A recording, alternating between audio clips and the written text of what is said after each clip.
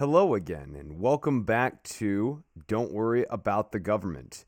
My name is Chris Novembrino, and I am making this video today because it's Saturday, October 31st, and that means Election Day is just a few days away. Early voting is done, and I thought, given that early voting is done, we now have a sense of what the turnout was for early voting, and we've got just a little bit of time to kill before Election Day. We could take one final look at the Electoral College map and also bring into the mix a little bit of this video functionality here. So if there are technical difficulties throughout the course of this video, I'm still learning how to do all this stuff on the fly. I'm a podcaster, damn it. And don't worry about the government, still going to primarily be a podcast, but I thought having a video component might be good in the year 2020, and there's definitely some clear benefits given different topics, right? Something like this can be really useful for this, and we'll find new and interesting ways to integrate the video function into things. For right now, what I can promise everyone is that the show's a podcast, and the podcast will always be free.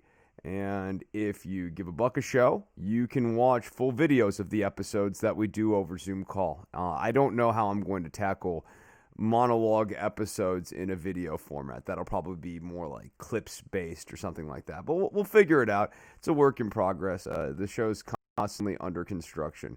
All right, so you can see here, Real Clear Politics, we're not going to be using their Electoral College map because in previous episodes when I've been doing it on the air, the page will just refresh, and then I lose my place on my Electoral College map. So what I've got up here is 270 to win, and I want to make a user-created map. And I think this will let me do that. We'll see. We'll see. We're learning things.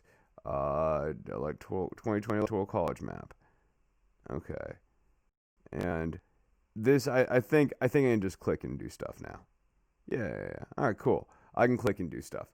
All right, so with that, let's take a look at the Electoral College map. 270 to win is very conservative, and so is Real Clear Politics. And I'm not saying necessarily Republican conservative, although, like, in the case of Real Clear Politics, like, for sure they are also that, because where was the thing that I was seeing earlier? Look at this. Video highlights. Strassel, Ice Cube, Glenn Greenwald. Yeah. They did sprinkle in Hillary Clinton, but Ice Cube, come on. Strassel, come on. And the fact that they're playing this Hunter Biden thing 50-50 lets you know the real game that's afoot over at Real Clear Politics. Respectable conservatism. So, anyways, we're going to be using 270 to win, but Real Clear Politics is useful because they aggregate all the polls and they're easy to read. So let's get into that. Easy to read might be pushing it. There's a lot of text on their page, but I kind of like that. So let's take a look at the latest polls. And just for snicks and giggles, we'll work from west to east. How about that? So we're going to start with a state that I spent about 8 years in, Arizona. Let's take it to Arizona. Boom. Let's take it to Arizona. All right, so this is where things have gotten interesting. You have Trafalgar Group and Rasmussen reports, and they are beginning to push the polling averages back towards the Republican side here. And you can see actually the contributions of Trafalgar and Rasmussen has moved the spread Trump +6. Prior to that, though, Biden was leading. And so what we'll do here is we'll extend out all the polls. Look at the recency bias. When you just clip it and you're just focusing on Susquehanna, you're focusing on Trafalgar, and you're focusing on Rasmussen. And all three of those have been leaning right steadily throughout the campaign. It gives you an image that Trump is still in this. Whereas, man, you go back here, either the race tightened considerably or these three late polls are outliers that are trying to move the needle maybe people electing or people going out voting, electing. I was just getting drawn up by the crazy refreshing that Real Clear Politics was doing to me. You can finally see that here. This is the thing, though.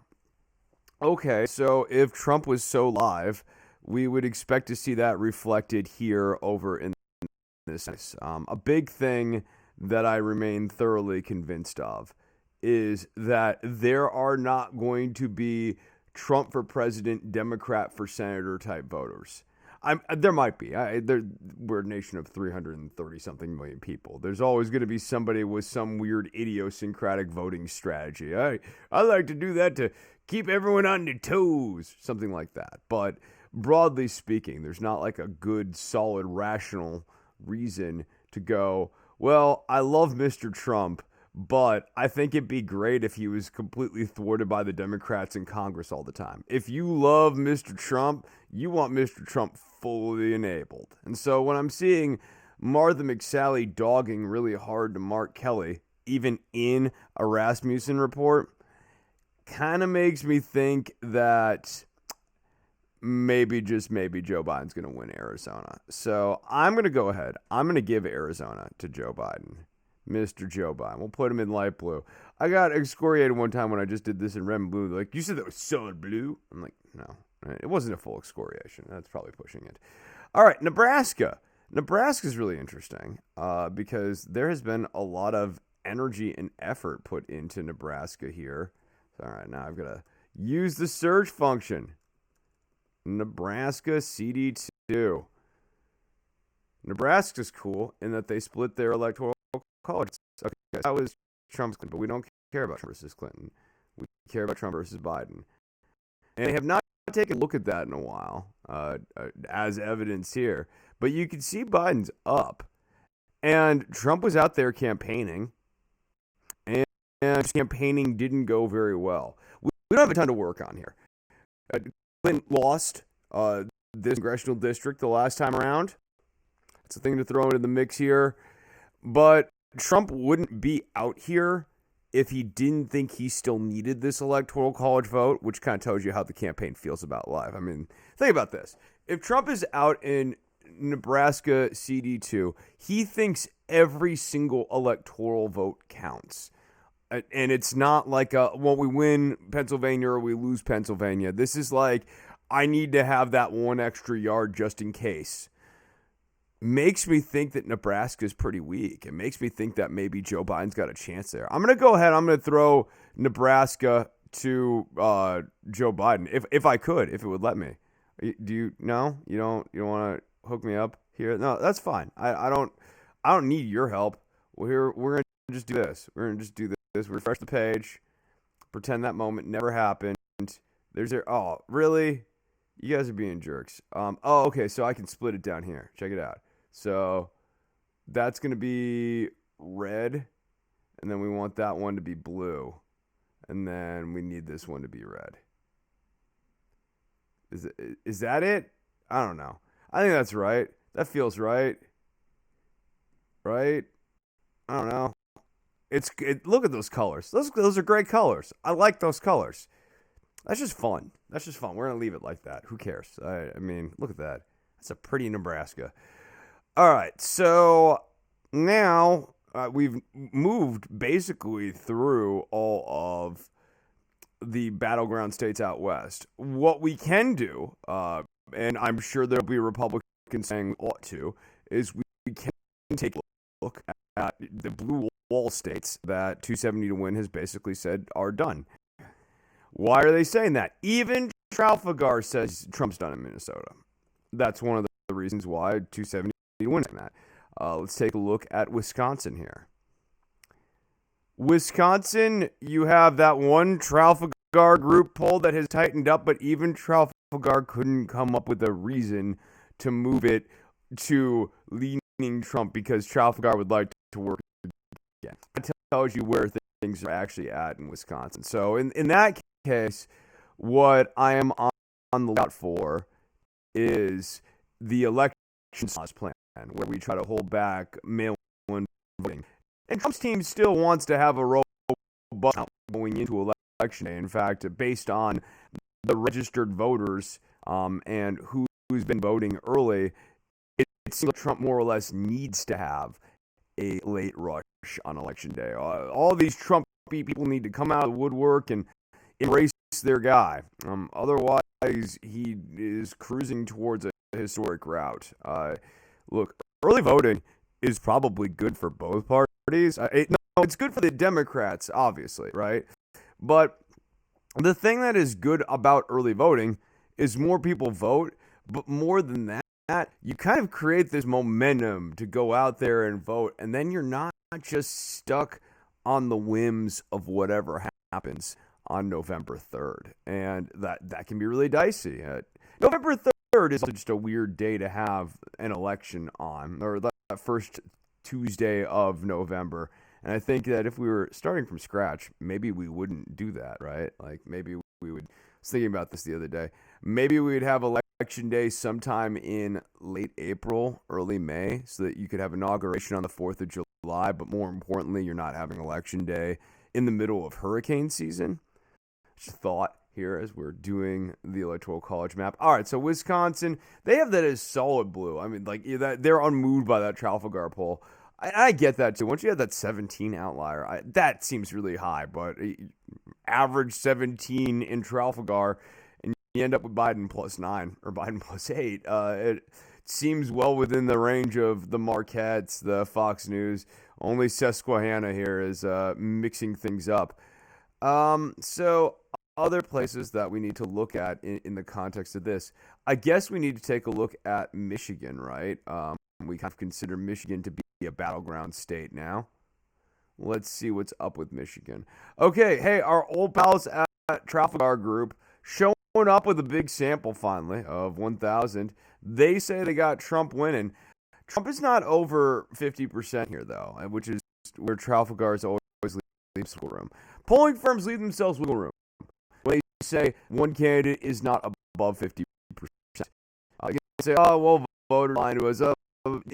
If you get respondents that say that, then it brings greater scrutiny on your methodology. Trafalgar has really, I don't know if they're doing this. I can only leave it to the philosophers. Trafalgar seems to have a real knack, though, of getting right up to the water's edge without completely jumping over the cliff and into the water. There's a mixed metaphor there, but it's fine. All right, Michigan, though. You got Biden +10, and he's over 50% again. You've got New York Times Siena, Biden 49, 52, 51. And the important thing here, too, as we're looking at this, is this tracks pretty closely with Trump's approval rating. A big thing that we've been looking at over the last 4 years, and a thing that I've been pointing at steadily throughout, is that Trump's approval rating, when you sum out the averages, you look at this, at no point during this administration has his approval eclipsed his disapproval. I mean, it basically, the bifurcation starts right here in January of 2017. There's a point where they're dead even because a decent chunk of people who are agnostic. Where did those agnostic people go? That has been the story of the last 4 years here. The people who couldn't quite tell that Trump was a racist, a sexist, and a liar, to use the Bernie Sanders parlance of this, or the people who knew all of that and were ambivalent. There's a decent chunk, 44, 10%. Where has that 10% divvied up to? Well, now we see the average here. 45% approve of Donald Trump, 53% disapprove. So 9 out of every 10 of those agnostic people made up their mind along the way here. And they made up their mind relatively quickly. So, like, here you see the point of deciding, culminating in December of 2017. I mean, this is where it really did look like he was probably going to be leaving office. And then the temperature came down a little bit, sure.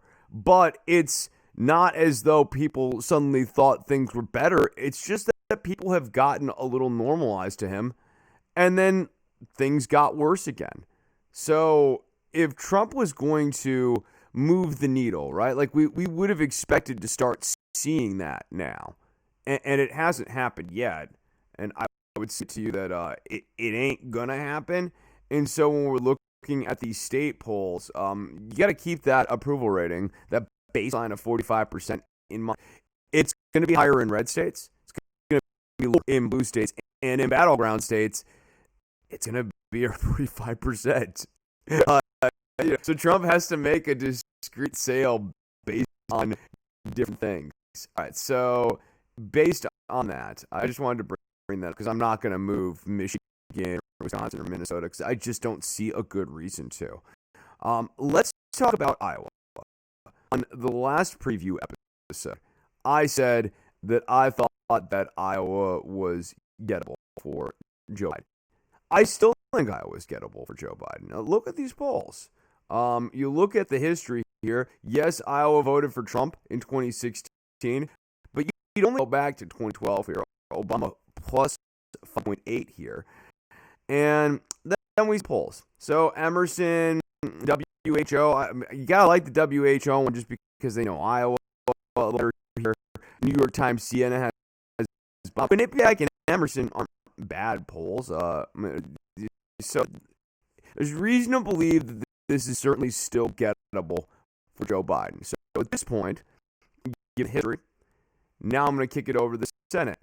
The Senate's also interesting. So we see Ernst up, but this WHO one shows Greenfield way up. Smaller sample size, a larger margin of error, but well outside large error. Greenfield kicked ass in these debates. Regardless if she wins or loses, I think she's got a lot to be proud of for herself in terms of being a candidate here and ran a hell of a campaign in a tough state. Real Clear Politics had her up. I don't know, man. I'm going to say tie goes to the runner.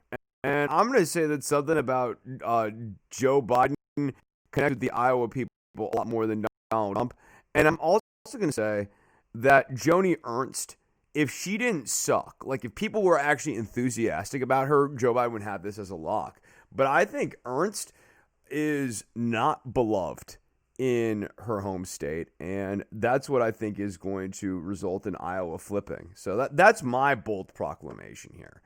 Now, I know what a lot of you are thinking about is, Chris, you are all about battleground Texas.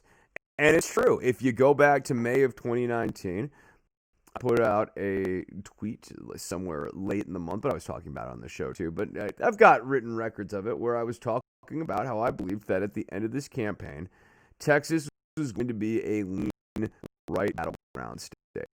Not purely a battleground state, not something that I would have said was a gettable power, Bernie Sanders or even Beto O'Rourke, but that the demography of Texas has been changing. In fact, I do a little minute and 45 second summary you can see over at the YouTube on episode 487 if you're interested. But how the Texas miracle resulted in battleground Texas. It's a pretty kind of clear line from Rick Perry to ending up at a place where we're at now, where Donald Trump, an unpopular Republican politician, is overperforming his national average by 3%, which makes some sense. Joe Biden is close. He's within punching range. I don't think it makes a difference if they run a progressive or if they run like a Joe Biden type or a Beto O'Rourke type. I think the big thing would be really like rockstar energy. Like, you know, it's who does Willie Nelson like? And the more Texas Democrats can channel Willie Nelson, I think the better off they are. So I don't think Texas flips. I know a lot of people have had that as their big call this time. And it's sexy. Don't get me wrong. It's a thing that if you're the Republican Party, you need to be really worried about. And, oh, by the way, if you're the Democratic Party, it's time to start planning on this because 2024 is coming up. Ted Cruz is going to be on the ballot in 2024. That is super appealing. People hate Ted Cruz here. People's hatred of Ted Cruz means that you can get additional people to the ballot box and make Texas a state that Republicans earnestly have to defend the next time around. Time to start planning for that is now, but I don't think this election is going to be the time where I click this puppy and make it blue. But how sweet it is. All right, let's get back to sober reality. All right, let's move on though a little bit here. Ohio, 270 to win is very, as I said, very conservative. They not conservative Republican, like conservative as in they are risking averse, and they like to say that something's, kind of locked in, and they don't like to flip stuff too much. So here's the thing with Ohio. Definitely a clear story of pendulum swinging towards the Republicans. Demography does seem to be changing. It's a Texas miracle where you're not bringing in the type of people who are Democratic voters. If anything, Democrats are leading the state, and what it's getting is a more rural population base that's whiter and older, and also Cody. So you get into Ohio here this time around, and one of the things that makes this a tough one for me to call strongly for Biden, and why I think I might be red, is I don't see Biden over 50 in any of these. You look over here, he's like neck and neck. Let's talk. Rasmussen having Biden plus is interesting. Travelgar has doesn't have Trump over 50. That's interesting. Let's see if I go a little further back. If I go further back, seems to suggest Biden's been in the lead for a good chunk of this campaign. So I don't know. Polls say my gut says leave it for Trump. But man, if it went for Biden, that wouldn't seem crazy, right? And if we're just looking at this, and I'm sticking with my methodology here, I'm scared as shit of that Trump 8.1. Yeah, this is tough though. This is tough. I mean, right down to the 46-2, 46-2. Here's what I'll tell you: if you're watching other people do Electoral College maps and they want to flip it for Joe Biden, I don't think that's crazy. I'm not going to do it. I'm not wild about that call, but I'm not going to do it. But if other people you see say Ohio leans Biden and they have a decent theory of the case, I think it's possible. I certainly think it's possible. If you trust the numbers here and you trust the methodology and you believe, as I do, that pollsters are human beings who have their dinner tickets based off of their ability to do their job well, and so they have a vested interest in doing their job well, I think it makes some sense that maybe they would, get the polling right in Iowa. But I don't know, man. I don't know. But then you go on early voting. Pandemic, early voting. I think all the early voting biases the Democrats. My running theory here, for those of you interested, is I think, if anything, we'll see that the polls are underrepresenting the Democratic vote because I want to say it's Susquehanna that tosses you out as a likely voter if you didn't vote in the midterms, even if you've already voted in this election. So there is some reason to believe that there's methodological mistakes in some of these houses that is tossing people who have actually already voted, who would be like, the people you'd really want to wait in these polls here, not speculative, like your likelihood is 100%. So that's the thing I think about here. I think, if anything, the Democratic support's under. Oh, no, I am talking myself into this Ohio thing. I keep staring at it. I want to do something. I want to take the power into my own hands. I want to take... Oh, I did it. I did it. That's fine. It's fine. It's fine. We'll make it light blue. But I did it. All right, let's go to Pennsylvania. Like, not actually go to Pennsylvania. I mean, if you were going to go to Pennsylvania, you would want to go to Scranton, home of the Novembrino Pool Complex, which is currently still under construction because of toughness and cowardice in Scranton's local government's administration. But a proud complex was and will be again at some point in the distant future. Shout out to my cousins on the other side of the family. I always wonder if they've seen any of these bits about the pool complex and thought it was funny or never. So it'd be interesting if they ever see videos. All right, Pennsylvania. Less interesting than that story. Was that story interesting? Probably not.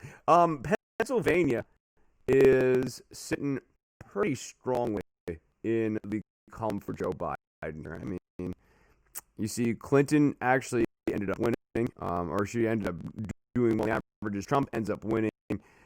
Real Clear Politics is adding this Trump plus 2.6 ahead of polls. I think this is.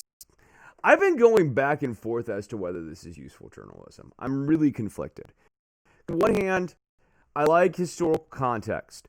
On the other hand, when I see this, it makes me think in a certain way, oh, well, you better factor in 2.6%. Why?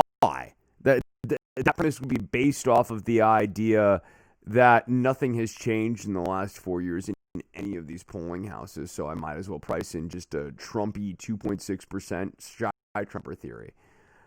Even if I do that, though, it doesn't move the needle at all here in the spread of the polling data. Insider Advantage and Trafalgar are trying to bring up the weight here, but you look at the rest of this, I don't see a reason to call this for anyone other than Joe Biden, unless you believe that the fix is going to be in, hey, look at it. It's Chesterfield Cat. Chesterfield, say something. No? All right. Unless you believe for some reason that the votes are going to get tossed in Pennsylvania. I can't do these maps based on factoring something like that in. I'm not saying that that's impossible. I'm not saying that that's not a real thing. I'm doing these maps based on if you counted all the votes, if all the votes get counted or even like a reasonable amount of the votes get counted, how do I think this plays out? Is Joe Biden likely to win Pennsylvania? My suspicion is that he is indeed going to win Pennsylvania. So that puts us up at 316 to 278. And we still need to talk about North Carolina and Florida, that wonderful state of Florida. Let's do it. Now, Biden's been talking about Florida being a one-hit KO, and he's right. And Trump needs to make sure that these polls are not what reality is. Florida is weird. As you can see here, swings in both directions. To some extent, it seems to be moving in ways that the national polling trends do not predict. So you're almost looking at purely state polls. You think about Ron DeSantis, and you think about Florida's long history of election rigging, the way the Republican Party worked in Florida, and that's certainly where is maybe the fix going to be in Florida. But then the flip of that is, okay, well, what about all of this? Then I heard that turnout among Democrats was low. So, what about this? What do we think about this? Rasmussen, Trafalgar, they got it, and Susquehanna. Susquehanna, look at this margin of error and the sample size. 400 likely voters, 4.9% margin of error. You got Trump 4. Their margin of error is so large that Trump might be down. He might not even have a solid lead. Truly useful Susquehanna. And why do poll houses put out polls like that? I think this is important. They put them out to move the Real Clear Politics average, to move the 538 average, to move the polling aggregators averages, because polling aggregators and stuff don't decide who is and is not in good standing until after the election. They don't wait and re-wait until after the election unless something dramatic happens. So this is a benefit. But then we also go back to kind of the rolling average here. At no point has Trump really been ahead in Florida. You had this late pull ahead here, with I guess more like Biden dropping. I need Chesterfield to go away for a while. With Biden dropping just a little bit as Trump was peaking at the right time. But honestly, he might have been peaking at the wrong time. Well, I don't know. I mean, you look at his rolling 1 week average, he's here, but then Biden's up by a solid point. And that's over an average, and that says nothing to do with when he was having COVID, when Trump was having COVID-19. So maybe early turnout numbers are down in Florida, but maybe the disparity here in early turnout, especially when Trump was deeply unpopular, sort of countervails that whole problem. I don't think it's a clear-cut case one way or the other. I hate doing this. I think on the last map, I called this for the Republicans. And part of me wants to do that again. Chesterfield Cat really wants to get back in the shot here. You're probably like, let him back in. Okay, he's back. Chesterfield Cat is back. I really think Ron DeSantis is going to steal this thing. Polling says that Joe Biden is up and has been up throughout the duration of voting here. And I mean, an important thing.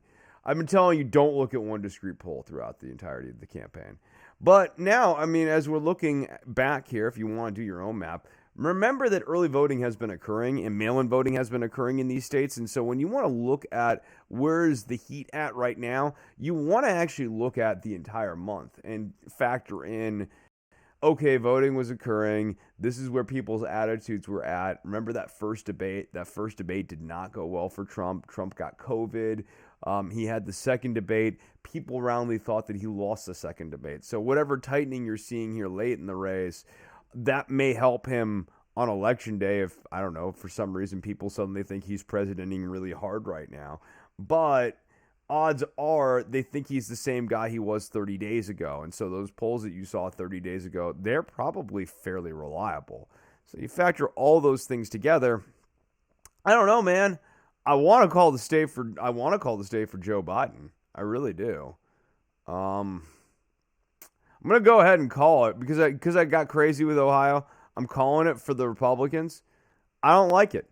It feels contra to my methodology, and I'm using like gut magic here, gut magic, as opposed to less magical gut magic. It's a special sauce from my gut.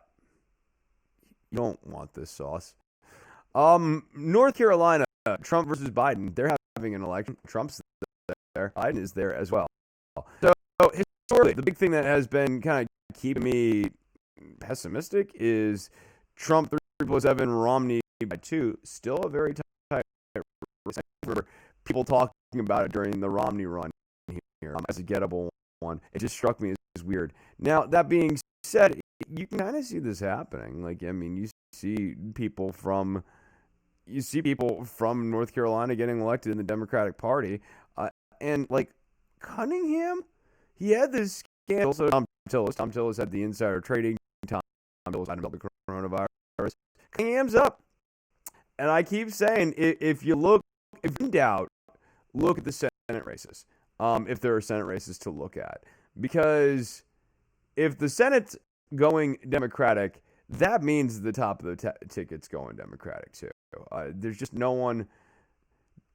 The whole idea of splitting ticket or whatever, something that people come up with, even right down to impeachment. All that stuff's abstract. And what I mean by that is, like a lot of politics issues, really pretty much even foreign policy. Most policy is actually life and death for other people. Life or death over in the United States. Coronavirus is very different, and people are thinking as a matter of life and death. It's a lot of situation in this vote, and the policies that get made by the top of the government actually have a direct impact on people's lives, right down to my family's inability to bury my grandmother's ashes. We're not unique. There are lots of people having those conversations all over the country, and lots of people hearing stories like that all over the country. It's on people's minds, and people realize that this is not an abstract sort of discussion. This is a concrete one, and the federal government's response is something that Trump's directly responsible for. So, again, having Democrats in Congress to check Trump's weirdness when it comes to Dr. Fauci doesn't actually do much of anything, right? Especially if they don't have the ability to impeach and remove him. And we all know that they were not going to have 67 votes coming out of this election. It's not even mathematically possible. So, you think about that, it just makes you go, man, ticket splitting just doesn't feel like going to be a thing this time around. So on that, I'm going to call North Carolina for the Democrats. And my final prediction here is going to be Biden 331 to Trump's 207, with just the best looking Nebraska that you really can have. That That's fun. That's fun, guys. I had fun doing this. I hope you had fun. Nebraska's fun. Don't Worry About the Government is a listener-supported podcast. That means you. If you want full video episodes, you can get those over at patreon.com/DWATG. Our show's homepage is don'tworry.tv. Don't Worry About the Government is primarily a podcast, so if you're looking for like the real show, go and subscribe and listen to the real show. And there's like post-production, background music, and all sorts of cool stuff. Because normally I don't have an Electoral College map to work with. But Chesterfield Cat, you want to say anything else before we go? You want to tell the people bye? Goodbye. Goodbye.